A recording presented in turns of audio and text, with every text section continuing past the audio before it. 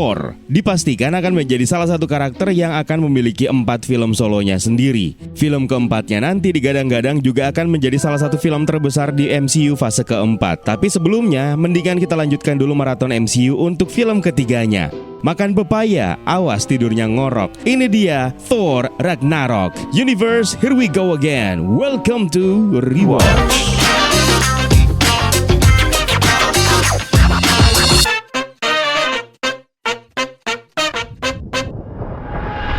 Film ini dirilis pada tahun 2017, disutradarai oleh Taika Waititi dan dibintangi oleh Chris Hemsworth sebagai Thor, Tom Hiddleston sebagai Loki, Cate Blanchett sebagai Hela, Mark Ruffalo sebagai Hulk alias Bruce Banner, Tessa Thompson sebagai Valkyrie, dan juga ada penampilan cameo Benedict Cumberbatch sebagai Doctor Strange. Seperti biasa sudah menjadi kewajiban, sebelum kita mulai kita harus kasih spoiler warning terlebih dahulu buat kalian yang mainnya kurang jauh karena belum pernah menyaksikan film yang satu ini.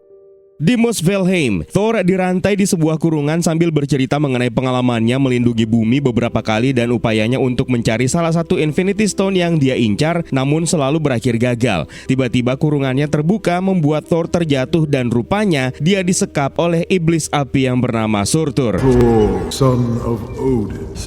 Son of bitch, you're still alive. Surtur mengklaim kalau Odin kini sudah tidak lagi berada di Asgard sehingga dirinya bisa leluasa mewujudkan ramalan Ragnarok di mana Asgard akan hancur ketika dia menyatukan mahkotanya dengan api abadi atau Eternal Flames yang ada di Odin Vault. You cannot stop.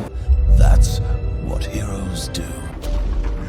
Tanpa sepengetahuan Surtur, Thor rupanya memanggil Mjolnir dan membuatnya bisa bebas melawan pasukan Surtur hingga berhasil melumpuhkan Surtur sendiri lalu mengambil mahkotanya.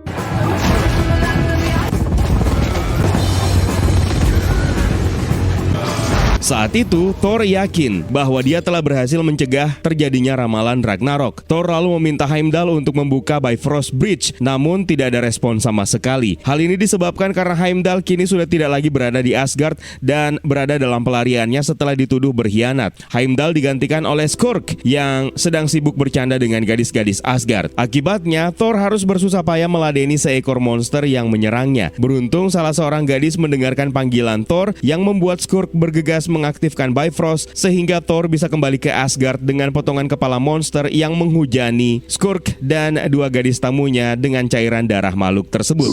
I'm Scourge. We fought together on Vanaheim. Sesampainya di Asgard, Thor melihat patung raksasa Loki yang berdiri megah dan ikut dalam keramaian menyaksikan pertunjukan drama yang menampilkan kejadian ketika Loki tewas dalam film Thor The Dark World. Di sana sudah ada Odin yang sedang menikmati pertunjukan dengan dilayani wanita-wanita Asgard. Melihat gerak-gerik Odin yang mencurigakan, Thor lalu memaksanya untuk mengungkap identitas asli dengan Mjolnir dan benar saja, Odin yang dilihat oleh Asgardian ini rupanya adalah Loki. Brother. Thor lalu meminta Loki untuk menunjukkan lokasi tempat Odin dititipkan yang rupanya lokasinya berada di bumi, tepatnya di sebuah panti jompo yang bernama Shady Acres. Sayangnya panti jompo tersebut sudah digusur dan mereka tidak menemukan Odin. Saat Thor sedang asik meladeni para fansnya, tiba-tiba Loki menghilang melalui sling ring dengan hanya meninggalkan sebuah alamat yaitu Jalan Blicker nomor 177A. Tepatnya ini adalah alamat atau lokasi Sanctum Sanctorum. What are you doing? This isn't me. Thor lalu bergegas ke sana dan rupanya Doctor Strange telah menunggunya. Doctor Strange selalu menegur Thor yang membawa Loki ke bumi. Kita ketahui citra Loki di bumi memang sudah rusak setelah invasinya bersama Chitauri di New York. Your brother Loki is one of those beings. Dr. Strange selalu menyampaikan bahwa Odin saat ini sedang berada di Norwegia. Dengan menggunakan sehelai rambut milik Thor, Dr. Strange menggunakannya untuk membuka portal yang menghubungkan langsung Thor kepada ayahnya, Odin Allfather. Sebelum Thor pergi, Dr. Strange akhirnya membebaskan Loki yang sudah terjatuh selama setengah jam di sling ring dan membuatnya kesal.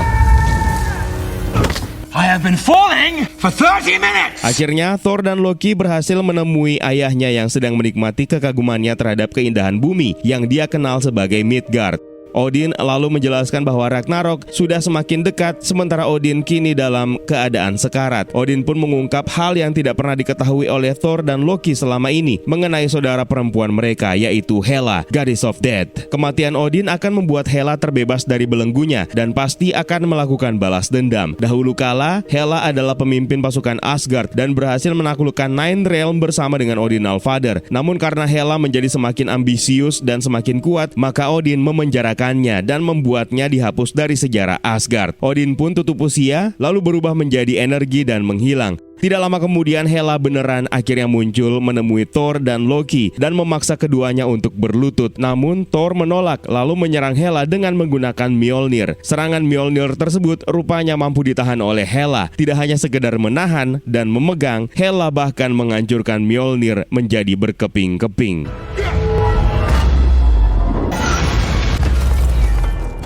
Karena terdesak oleh serangan Hela, Loki meminta untuk membuka Bifrost. Rupanya upaya Loki dan Thor kembali ke Asgard malah disusul oleh Hela yang juga ikutan masuk ke Bifrost lalu menghempaskan Loki dan Thor keluar dari Bifrost sehingga Hela bisa tiba di Asgard seorang diri. Di kubah Asgard, Hela menghabisi Volstagg dan Fandral, namun Skurk dibiarkan hidup setelah berhasil menjilat dan bersedia berlutut menjadi pelayan Hela. Thor sendiri terdampar di sebuah planet yang bernama Sakaar, gak pakai biji. Ini adalah planet sampah yang dikelilingi oleh lubang cacing. Penduduk setempat malah menganggap Thor sebagai makanan sehingga Thor pun dikepung untuk dijadikan santapan mereka. Beruntung seorang wanita pemabuk yang dijuluki Scraper 142 datang untuk menyelamatkan Thor. Namun rupanya malah dia yang menangkap Thor dengan cakram kecil yang ditancapkan ke leher Thor yang membuatnya kesetrum dan pingsan ketika menekan tombol remote-nya.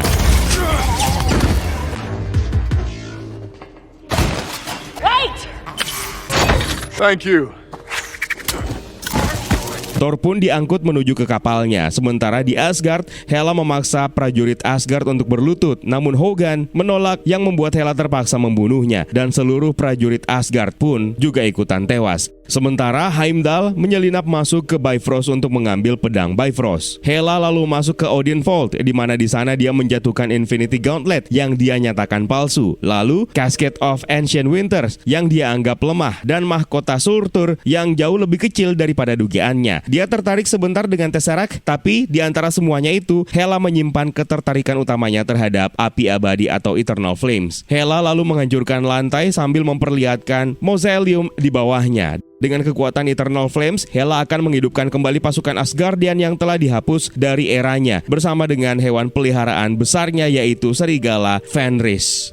Di Sakaar, Thor rupanya hendak dijual oleh Scraper kepada penguasa Sakaar yaitu Grandmaster. Karena keberadaan torture device di lehernya, Thor tidak berkutik. Rupanya Grandmaster hendak menjadikan Thor sebagai petarungnya yang akan berkompetisi di Contest of Champions. Thor lalu melihat Loki ternyata juga berada di tempat itu. Namun bedanya, Loki malah terlihat lebih akrab dengan Grandmaster. Karena efek relativistik yang tidak biasa tentang bagaimana mereka berdua bisa tiba di Sakaar dan planet ini secara umum, Loki telah berada di sana selama berminggu-minggu lamanya dan mendapatkan bantuan dari Grandmaster. Loki!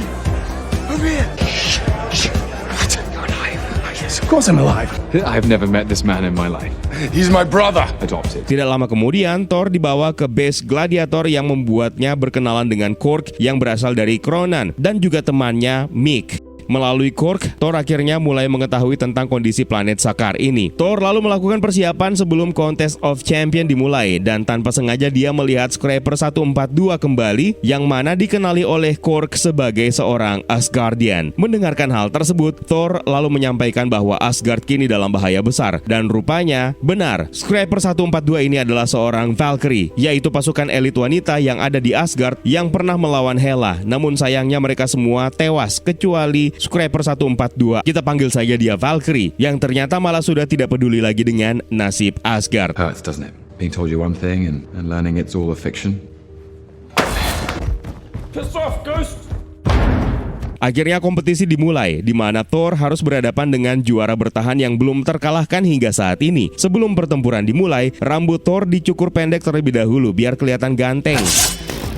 Please, kind sir, do not cut my hair.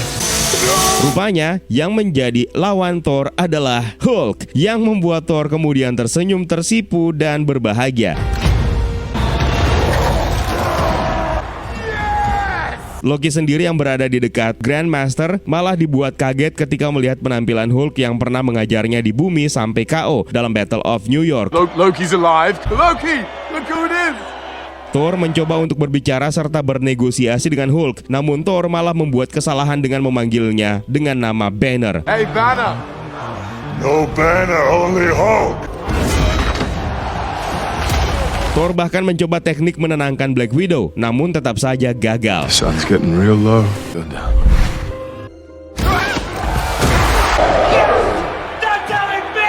Hulk pun berhasil mengalahkannya selama pertempuran dan hampir membunuhnya. Tapi Thor tiba-tiba melihat visi ayahnya yang menyebabkan kekuatannya malah melonjak semakin meningkat.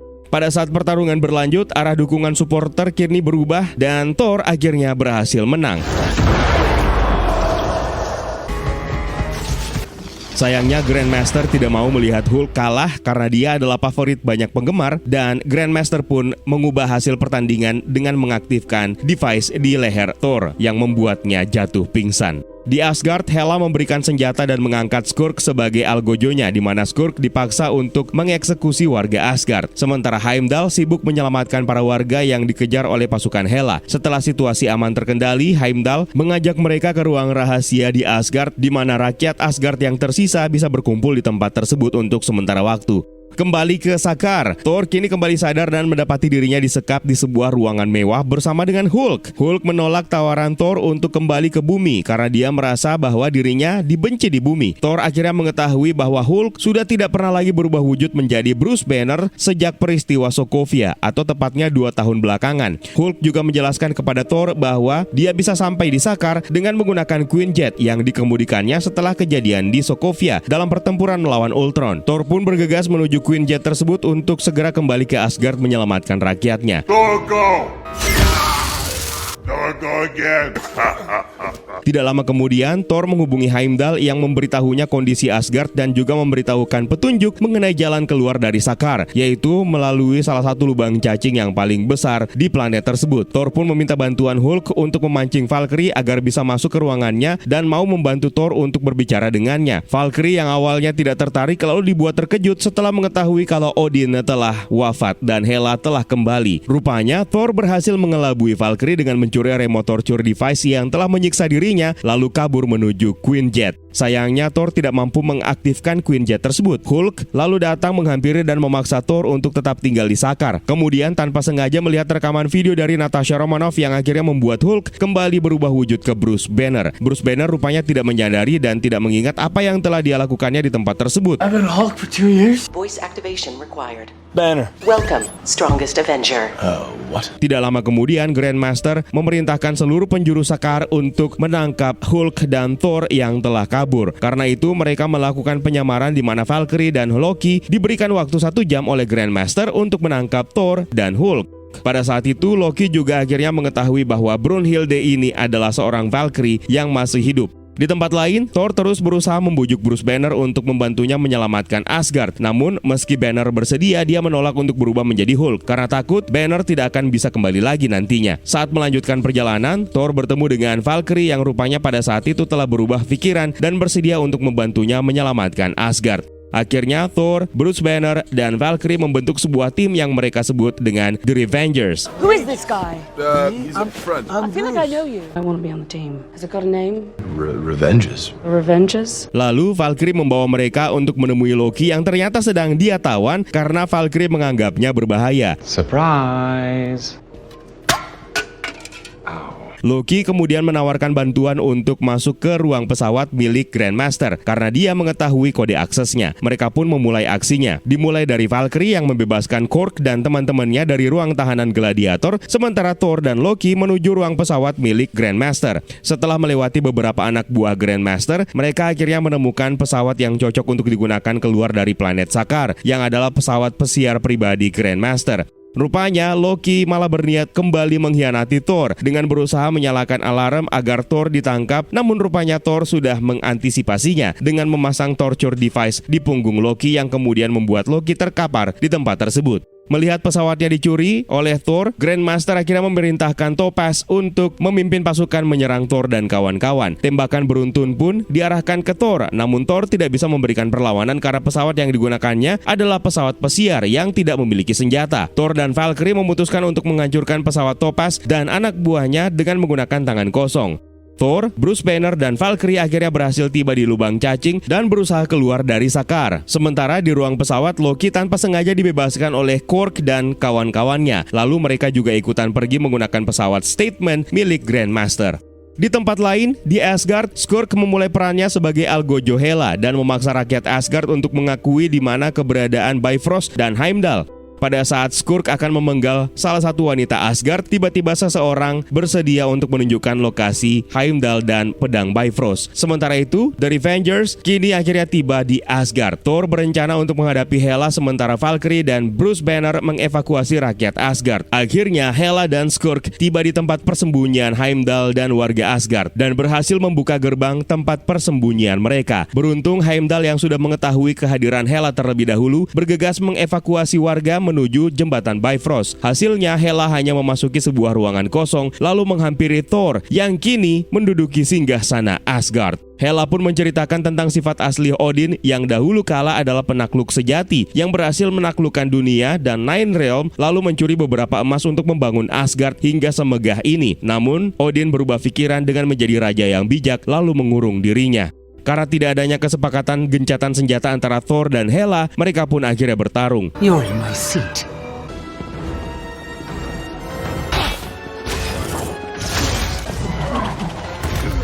Sementara warga Asgard yang berada di jembatan Bifrost dihadang oleh Skurk dan Fenris. Skurk lalu memaksa Heimdall untuk menyerahkan pedang Bifrost, namun Heimdall lebih memilih untuk bertempur. Valkyrie yang mencoba menembaki Fenris membabi buta rupanya tidak berimbas apa-apa terhadap serigala raksasa itu, sehingga memaksa Bruce Banner memutuskan untuk turun tangan menghadapi Fenris. Tentu saja mengherankan buat Valkyrie yang mengira Bruce Banner hanya manusia lemah. You wanted to know who I am?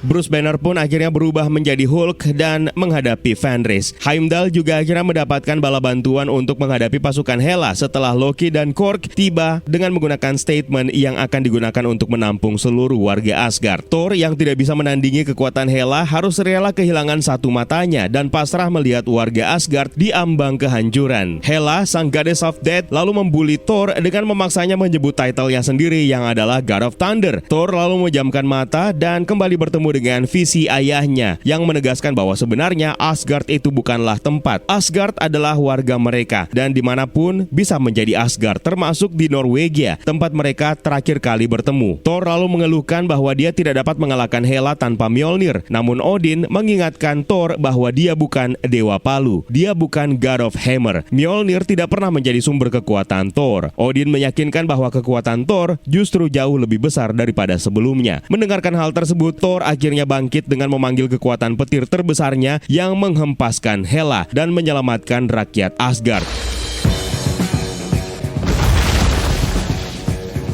Valkyrie, Loki, Hulk, Korg, dan yang lainnya juga ikut membantu Thor. Skurk yang melihat anak buah Hela mulai dikalahkan satu persatu, kemudian membuang senjatanya dan memutuskan untuk menyamar sebagai warga Asgard dan mencari perlindungan di Statement. Kini hanya tersisa Hela yang harus mereka hadapi hingga seluruh warga Asgard berhasil dievakuasi. Thor yang menyadari Hela terlalu kuat memerintahkan Loki untuk menuju Odinfold agar bisa menghidupkan kembali Surtur dengan menggunakan mahkotanya dan Eternal Flames. Thor sendiri sudah pasrah jika nantinya Surtur akan membumi hanguskan Asgard dan ramalan Ragnarok beneran terjadi. Tidak ada cara lain karena hanya Surturlah yang bisa menghentikan Hela.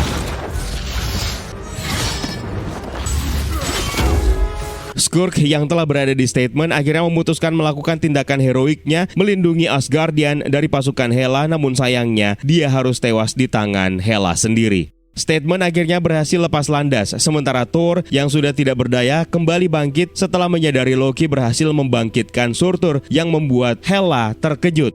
Hulk dengan polosnya malah berusaha menghentikan dan menghajar Surtur. Hulk, just for once in your life, don't smash! Big monster! Akhirnya ramalan Ragnarok benar-benar terjadi, di mana Surtur memporak-porandakan Asgard, sementara Thor, Valkyrie, dan Hulk memutuskan untuk kabur menuju Statement. Hela yang berusaha memberikan perlawanannya terhadap Surtur akhirnya tewas terlihat ditikam oleh Surtur. Dari atas pesawat, Thor dan Asgardian pasrah melihat Asgard hancur, berkeping-keping dan hanya menyisakan sebuah asteroid saja. Thor lalu memimpin Asgardian, di mana Loki kini tidak keberatan jika Thor yang menempati tahta sebagai King of Asgard. Thor didampingi oleh Loki, Valkyrie, Heimdall, Hulk, dan Korg kemudian memutuskan untuk melanjutkan kehidupan mereka di bumi.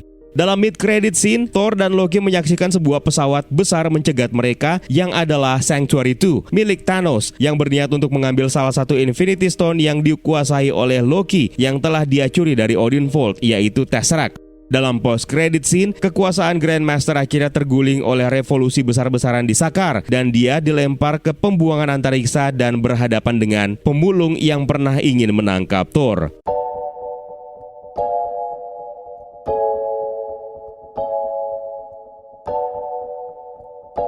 Film ketiga dari Thor ini memang terlihat jauh berbeda dengan dua film terdahulunya, di mana Taika Waititi sepertinya terinspirasi dari kesuksesan James Gunn dalam menggarap Guardians of the Galaxy. Formula yang digunakan oleh sutradara asal Selandia Baru ini benar-benar berhasil membuat penonton menyukai film ketiga Thor ini. Penggunaan warna-warni neon dan juga pengaplikasian lagu Immigrant Song dari Led Zeppelin pun juga terasa pas dalam film ini. Yang paling menonjol sebenarnya adalah lelucon dan jokes yang diselipkan yang memang selalu mengundang tawa. Yang jelas kita harus memberikan tepuk tangan yang meriah untuk pembuat naskah yang sangat ciamik yang ditulis oleh Craig Kyle, Christopher Yost, dan juga Eric Pearson. Sekarang waktunya kita bahas beberapa detail menarik yang diselipkan dalam film Thor Ragnarok ini.